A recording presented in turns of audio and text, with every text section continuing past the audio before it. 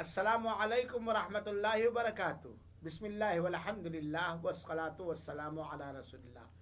रमज़ान के शरीक कोर्स में आप सब की हाज़िरी का मैं दिल की अथाह गहराइयों से इस्तकबाल करते हुए अल्लाह रब्बुल आलमीन से दुआ करता हूँ कि अल्लाह ताला हम सबको मिलजुल कर दीन सीखने वाला और सिखाने वाला बनाए। रमज़ान मुबारक के अंदर आज का जो टॉपिक है इस वक्त का, सदका। यकीनन सदका अल्लाह ताला को बहुत ही महबूब और पसंदीदा अमल है, और ये अल्लाह ताला का एहसान और करम है कि जिसको अल्लाह ताला अपनी राह में अपने बंदों पर सदका खैरात करने की तौफीक दे दी है। दे ऊपर वाला हाथ नीचे वाले हाथ से बेहतर होता है। आम हालात में भी सदक़े की बड़ी फजीलत और बहुत ही अजर व सवाब है, लेकिन खुसूसियत के साथ रमज़ान मुबारक के अंदर सदका तो खैरात की बड़ी फजीलत कुरान और हदीस के अंदर आई है। रमज़ान मुबारक यकीनन अगर गौर किया जाए तो ये सदका और खैरात करने का महीना है, अल्लाह की राह में खर्च करने का महीना है। क्यों हम ये बात कहते हैं? क्योंकि हमारे रसूल अकरम सल्लल्लाहु अलैहि वसल्लम के बारे में हज़रत अब्दुल्लाह इब्न अब्बास रज़ियल्लाहु अन्हु फरमाते हैं कि रसूलुल्लाह सल्लल्लाहु अलैहि वसल्लम तमाम इंसानों से ज़्यादा सखी, फयाज और दरिया दिल थे।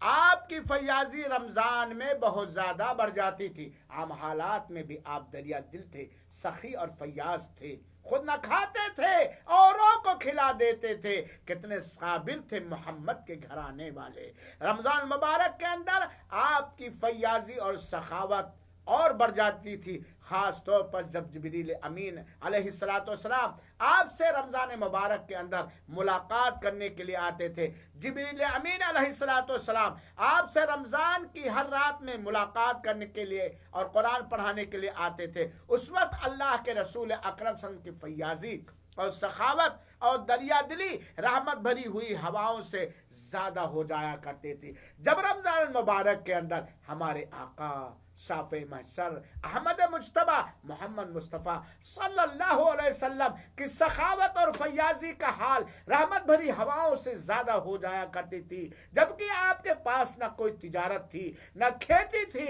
न कोई माल धन था। यानी घर में महीनों महीनों चूल्हे नहीं जलते थे, लेकिन इसके बावजूद हमारे रहनुमा, हमारे बड़े इमाम, हमारे प्यारे पैगंबर जनाब मोहम्मद मुस्तफ़ा कुर्बान जाए हम सब हमारे माँ बाप उन पर कि रमज़ान मुबारक के अंदर उनकी सखात और फयाजी बढ़ जाती थी। तो उनके उम्मतियों को भी चाहिए कि रमज़ान मुबारक के अंदर खुसूसियत के साथ कंजूसी को अपने दिल से ख़त्म करें, बखीली को ख़त्म करें, माल की बेजा महब्बत ख़त्म करें और अल्लाह की राह में अल्लाह के दिए हुए माल में से अल्लाह के बंदों पर शरीयत मुतहरा के मुताबिक खर्च करें। आप ये जानते हैं मेरे मुसलमान भाइयों साथियों, सदका वो अमल है जो अल्लाह ताला को बहुत ही महबूब और पसंदीदा है, बहुत ही महबूब और पसंदीदा है। वयुतईमून ताम अला हुब्बिही मिस्कीना व यतीमा व असीरा। देख लीजिए, और आयत है कि अपने ऊपर तंगी के बावजूद भी वो लोग वयुथिरूना अला अनफुसिहिम वलौ काना बिहिम खसासा। वक्त नहीं वरना इसकी मैं तफसील बताता। लिहाजा मेरे भाइयों, रमज़ान मुबारक का महीना खास तौर पर सदका का महीना है, ज़कात का महीना नहीं है, क्योंकि ज़कात तो जैसे साल पूरा हुआ अदा करना। आम नफली सदका जितना बंदा या बंदी ताकत रखता है। सदक़े के फायदे मेरे भाइयों, सदका वो अमल है जिसके जरिए से माल में, औलाद में, सेहत में बरकत और कुशादगी आती है। अगर आप अपने माल में, अपनी उम्र में, अपनी सेहत में, अपनी औलाद में, अपनी दुनियावी नेमत में बरकत अधिकता चाहते हैं तो अल्लाह की राह में इखलास के साथ हलाल कमाई में से सदका करो। सदका शिफा पाने का बेहतरीन जरिया है। अल्लाह के रसूल अकरम ने फरमाया, दाओ मर्दाकुम बिस्सदका, अपने बीमारों का इलाज सदका करके करो। सदका ईमान के सही होने की दलील है, क्योंकि जिसका ईमान सही होता है वही सदका करता है। और रमज़ान मुबारक के अंदर सदका, जिसके अंदर एक नेकी का बदला 10 गुना बल्कि 700 गुना तक मिलता है। सदका तकवा, अल्लाह का तकवा और भलाई हासिल करने का एक बेहतरीन जरिया है। सदका दिल की सफाई के लिए एक बेहतरीन जरिया और دل کی صفائی تو بہت ضروری ہے. صدقے کے ذریعے سے صدقہ کرنے والا اللہ کا احسان مند ہوتا ہے. غریبوں کے بارے میں جو نفرت اور کینہ کپٹ ہوتی ہے وہ سب دور ہو جاتی ہے. روز قیامت یاد رکھو. اور رمضان مبارک کا صدقہ عام طور پر صدقہ کرنے والا، اللہ کی راہ میں صدقہ کرنے والا، روز قیامت جس دن کوئی کسی کے لیے کارگر نہ ہوگا، اکیلے ہوگا، وہ روز قیامت بندہ اپنے صدقے کے سایہ میں رہے گا. اور رمضان مبارک آپ جانتے ہیں کہ ایک نیکی کا ثواب 10 گنا، 7 گنا، بلکہ 700 گنا تک اللہ تعالیٰ دے دیتا ہے. صدقہ اور رمضان مبارک کے اندر صدقہ، اگر آپ چاہتے ہیں کہ روز قیامت میدان محشر میں اللہ تعالیٰ کے عرش مبارک کے سائے میں جگہ پائیں تو صدقہ کرو.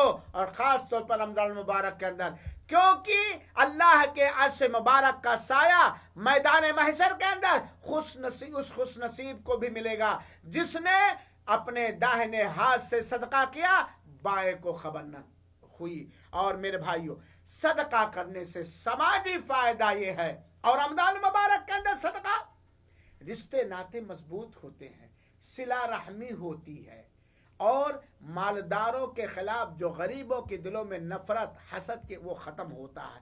دل، میرے بھائیو، صدقے سے دل سے بخیلی، کنجوسی ختم ہوتی. اللہ بخیل ہے؟ نہ اللہ بخیل ہے، نہ اللہ مکھی چوس ہے، نہ اللہ کنجوس ہے. اور اللہ اپنے بندوں کے بارے میں یہی پسند کرتا ہے کہ ہم نے اپنے بندے کو میں نے دیا ہے، چنانچہ جس طرح میں بخیل نہیں ہوں، میں کنجوس نہیں، میں تنگ دل نہیں ہوں، ایسے میرا بندہ میرے ہی دیے ہوئے مال میں بخیلی اور کنجوسی نہ کرے. صدقہ قیامت کے دن جہنم کی آگ سے بچانے کا ایک بہترین ذریعہ ہے. اور صدقہ کے ذریعے میرے بھائیوں ساتھیوں، اللہ کا غصہ ٹھنڈا ہوتا ہے، اللہ کا غضب ٹھنڈا ہوتا ہے، اور اللہ کی بہت ساری نیکی، بہت ساری نعمتیں صدقہ کے ذریعے ملتی. کیا آپ چاہتے ہیں کہ اللہ آپ سے محبت کرنے لگے؟ تو عام حالات میں بھی آپ صدقہ کیجئے، اور خصوصیت کے ساتھ رمضان مبارک کے اندر صدقہ کیجئے، کیونکہ صدقہ کرنے والوں سے اللہ تعالی محبت کرتا ہے. اور صدقہ اور رمضان مبارک کے اندر صدقہ و خیرات اخلاص نیت کے ساتھ نبی کریم صلی اللہ علیہ وسلم کی سنت کی پیروی کرتے ہوئے اپنے حلال کمائی میں سے صدقہ کرنے والے کے لیے روزانہ فرشتہ دعا کرتا ہے. تو کیا آپ چاہتے ہیں کہ فرشتہ آپ کے بارے میں صدقہ کرے؟ تو عام حالات کے علاوہ رمضان مبارک کا اندر جو مبارک مہینہ ہے، بابرکت مہینہ، جو سارے مہینوں میں سب سے افضل مہینہ ہے، صدقہ کرو. اللہ کے رسول نے فرمایا روزانہ 2 فرشتے اترتے ہیں.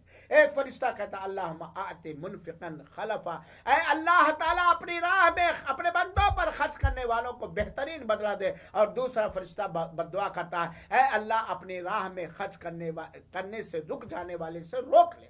تو آپ چاہتے ہیں کہ فرشتوں کی دعا آپ کو ملے؟ میرے بھائیوں، صدقہ آپ دنیا میں ہے، نماز پڑھ رہے ہیں، روزے رکھ رہے ہیں، زکوٰۃ کر رہے ہیں، حج کر رہے ہیں، نیکیاں کرتے ہیں، لیکن مرنے کے بعد موت ہوئی آپ کوئی نیکی نہیں کر. لیکن صدقہ وہ اللہ کے محبوب وغیرہ قدر عمل ہے کہ اس کا اجر و ثواب مرنے کے بعد بھی جاری رہتا ہے. چنانچہ آپ نے اپنی زندگی میں اللہ کے رسول کی رہنمائی کے مطابق اخلاص نیت کے ساتھ جو آپ نے مسجدیں بنائی ہیں، جو آپ نے مدرسے بنائے ہیں، جو آپ نے قرآن بانٹا ہے، جو آپ نے صدقے نہر لگوایا ہے، جو آپ نے کسی کے گھر میں پانی کا انتظام کر دیا ہے، جو آپ نے یتیم خانہ بنا دیا ہے، جو آپ نے سایہ حاصل کرنے کے لیے درخت لگا دیا، جو آپ نے لوگوں کو پانی پلانے کے نل اور ٹیوب ویل بنا دیا، یہ وہ صدقہ جاریہ ہے جس کا اجر مرنے کے بعد بھی جاری رہے گا. میرے بھائیوں، صدقہ یہ جنت میں داخلے کا ایک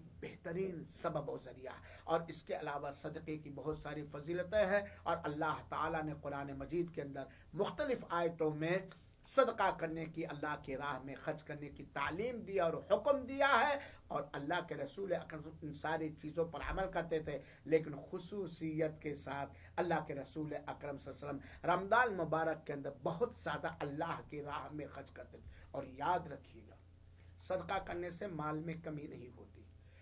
चुनाचे आपसे मैं कहूंगा कि अभी से प्लान बना लीजिए, मंसूबा बना लीजिए कि पूरे रमजान के अंदर हम कितना सदका करके अल्लाह की कुर्बत हासिल करेंगे। दिल खोल के खर्च करो, दिल खोल के खर्च करो, अल्लाह आप पर खर्च करेगा।